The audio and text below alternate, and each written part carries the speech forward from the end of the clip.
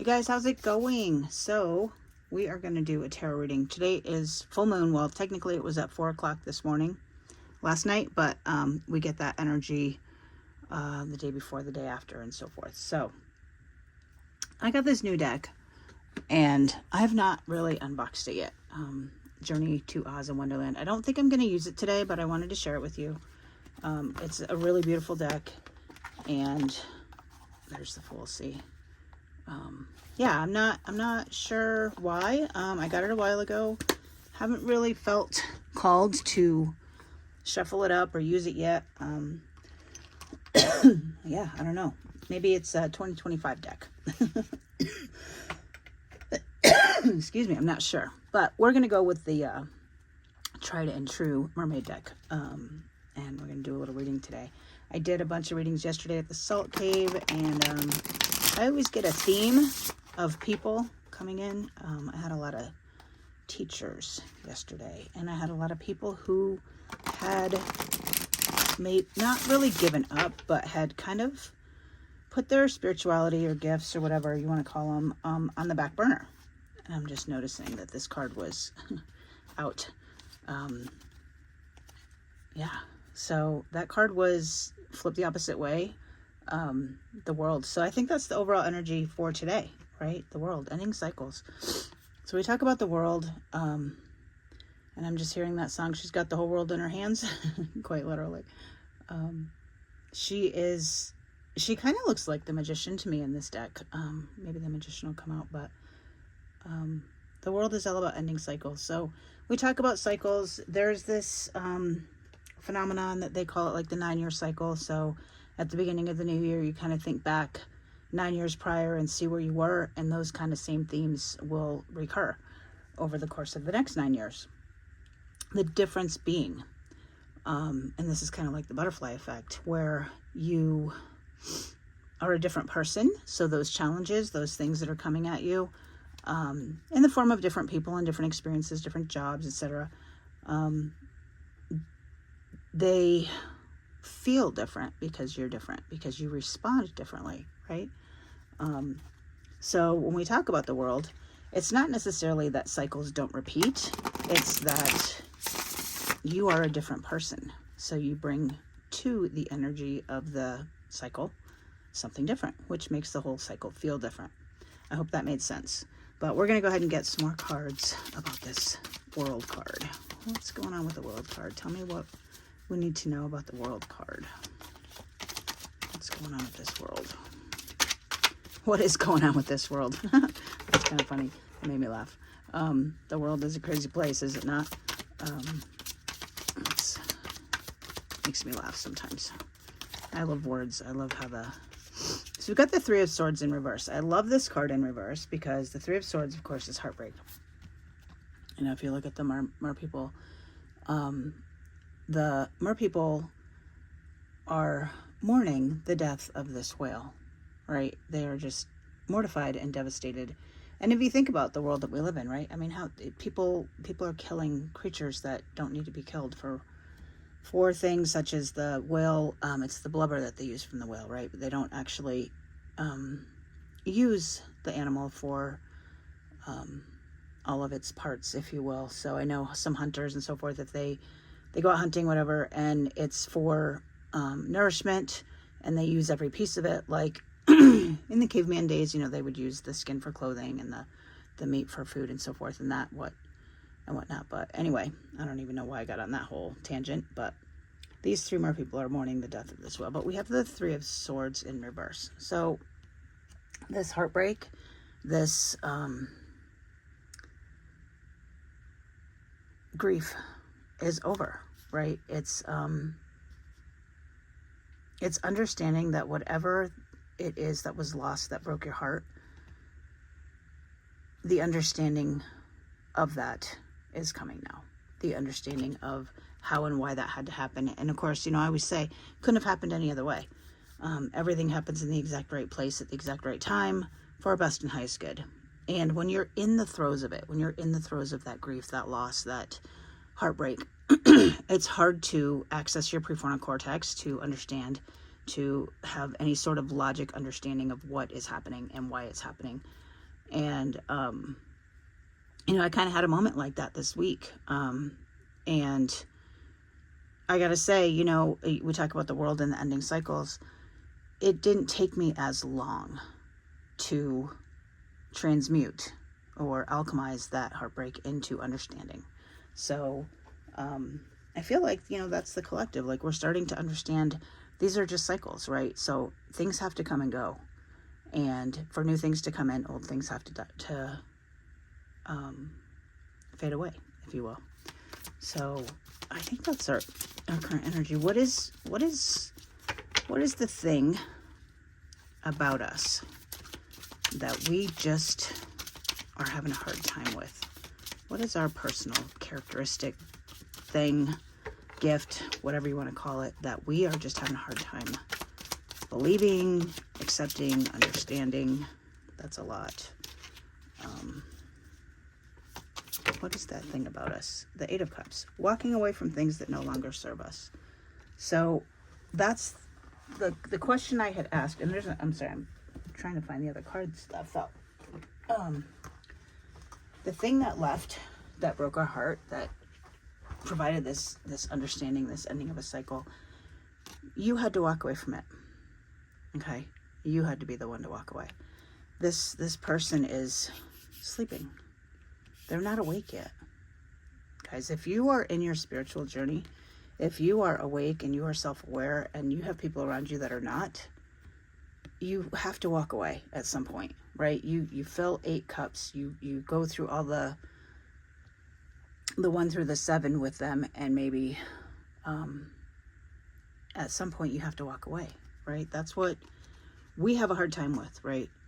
When we are heartbroken, when we are attached to people, to outcomes and so forth, then it's hard for us to walk away, but we have to. We have to, right? And then it's in the moonlight. And every time I see the moon, I always think more will be revealed, right? Because we can't always see in the darkness of night. And then we have the 5 of Pentacles. And this person is just not willing to see what's right in front of them, right? It kind of goes with the story of the heartbreak. Like, all of the resources and everything you need are right in front of you, and you just refuse to look at it. Like, why all of these gifts, all of these time and energy and even money is there for the taking, and you're so stuck in grief and guilt and whatnot, and attachment to what is, that 5s are about change. This is not wanting that change, not wanting those new resources, not even recognizing or even being grateful for those new resources, right? And then we have the 7 of Pentacles, more energy, resources, and this is the universe telling you that you have prepared for whatever this is, right? She's pregnant. This couple is pregnant, and they have prepared with the mobile and the bassinet for the baby. Now, they can't touch the baby. They can't see they can sort of see the baby there, right? But for the most part, it's an expectation of what's coming, and they're acting as if the baby's already there. They're preparing for that baby. And that's what the 7 of Pentacles is all about. Being prepared, right? Having these resources, accepting them, and being prepared and using them for what you need in the future. So we put this all together. We've got swords, the 3 of Swords to the 8 of Cups, to the 5 of Pentacles, to the 7 of Pentacles. So we go from 3 to the 8 to the 5 to the 7. And, the 3 being that community kind of number, that divine number. 8 being that number of fast movement or infinity or cycles and so forth. The 5s being about change, and the 7s being that divine number. And a number of choices, really, too. So when we put that all together, right, we have this community that potentially changes in and out, right? Our tribe, our people change in and out. We walk away from those people that are not on our journey anymore. You talk about people being a season, a reason, or a lifetime. And very few people will be your lifetime people, right? You're going to have many, many people that are reasons, and a few people that are seasons, and even fewer that are lifetimes. But people come in and out of our lives, and we have to let those go gracefully without the heartbreak, right? And let them go.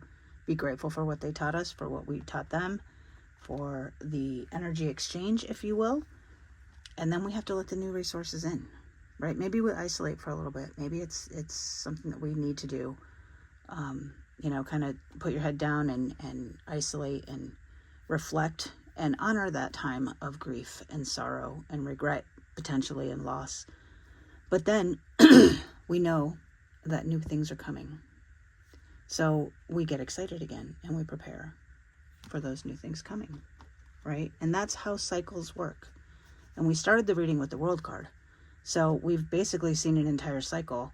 So you may be feeling that these cycles are coming more often, quicker, they're completing quicker. I know for myself, in the last 6 months, I feel like 6 years has gone by. So I've had cycles that have lasted a week, that have felt like a year. So they're coming fast and furious, if you will. So what's the advice for the collective on all of this? What is the advice? These cards are killing me today. They keep falling. I hope I retrieve them all. So the Queen of Swords. I love this girl. I love it. The Queen, that divine feminine energy. She's very receptive. Notice she doesn't have her sword poised in an attack mode. It's not even really in defense mode, right? She's just holding it. And she's holding it, and all you see is her sacral chakra, right? Her ambition, her drive. And swords are about thoughts and words. So she's that mature energy. Sorry guys, I'm just checking to make sure I didn't drop any more cards. I did. That mature energy that understands her thoughts, knows when to speak and when to stay silent, knows what to say and how to say it. And maybe sometimes it needs to be said in a way that most people wouldn't understand. And a lot of times we don't always have the words, or we don't always stop to respond appropriately, if you will. And things get said out of anger, and things get said in the heat of the moment, and they're maybe said the wrong way. Okay, I had a situation like that recently where I said something the wrong way. However, I was reminded by a good friend of mine that sometimes the person hearing it wouldn't have been able to hear it any other way. So showing yourself that grace, knowing that your words are powerful, right? Knowing that what you say is casting a spell, if you will, and having that divine feminine, that nurturing energy to do that. To the Three of Wands.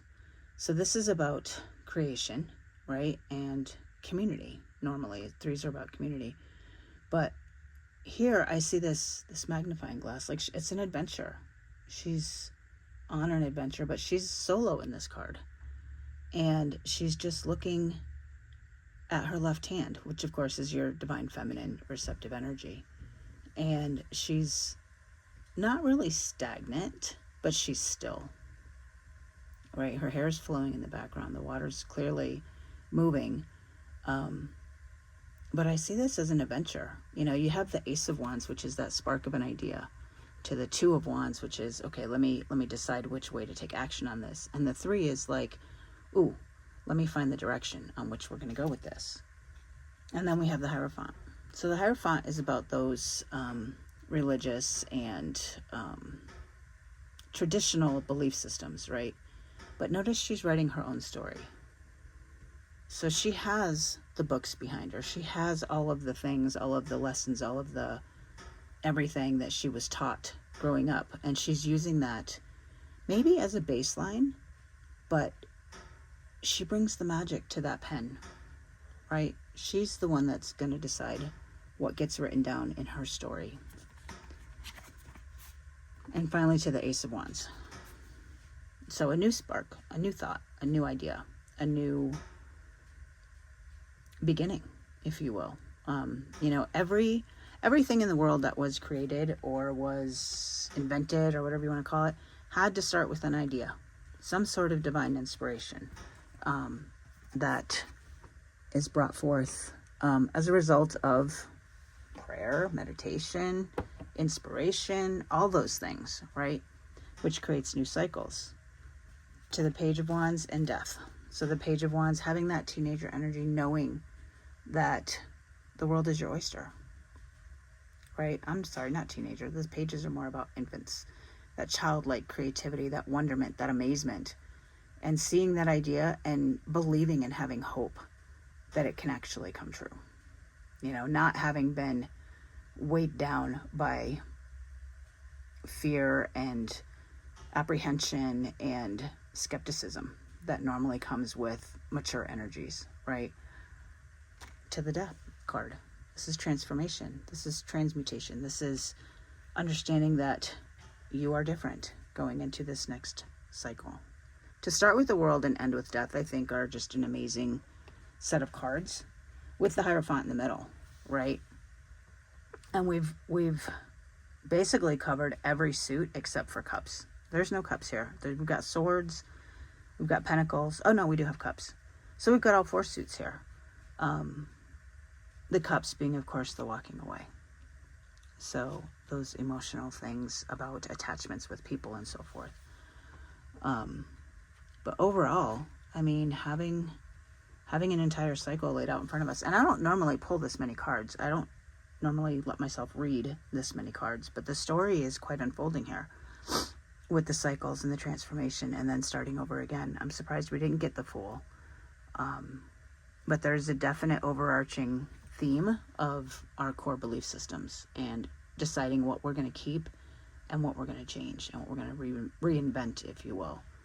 And the adventure and the preparation and the anticipation and the new ideas and the letting things go and letting things come in, and a little bit of grief, you know, a little bit of grief, but understanding that grief is necessary. You know, that loss is necessary for all of this new adventure and idea and version of you to come about. These things were necessary, right? It feels like the end. It feels like the end of the world. It feels like heartbreak. It feels like walking away from things that no longer serve you. But look at all of the new coming in. Look at all of the abundance coming in. When you make room for new energies, it can be painful. But at the same time, it can be exciting. So my alarm went off, so we're going to call it a day there. I'm going to get you a couple of, I guess, oracle, you would call them. I don't know. They're like little message cards I've been using lately. I really like them. So we're going to get some advice, message, whatever you want to call it, from the universe, which is, I let go and float through any times of stress. So there you go. I mean, you can't make this stuff up, guys. I let go and float through any times of stress. You might want to use that as an affirmation, or maybe screenshot it and make it your phone lock screen or something like that. But it's very, very orange with the sacral chakra again with the sacral chakra being that drive, that ambition, that thing that motivates you. Let things go and then just float. Go with the flow. Right? I'm gonna leave it there, guys. Take care.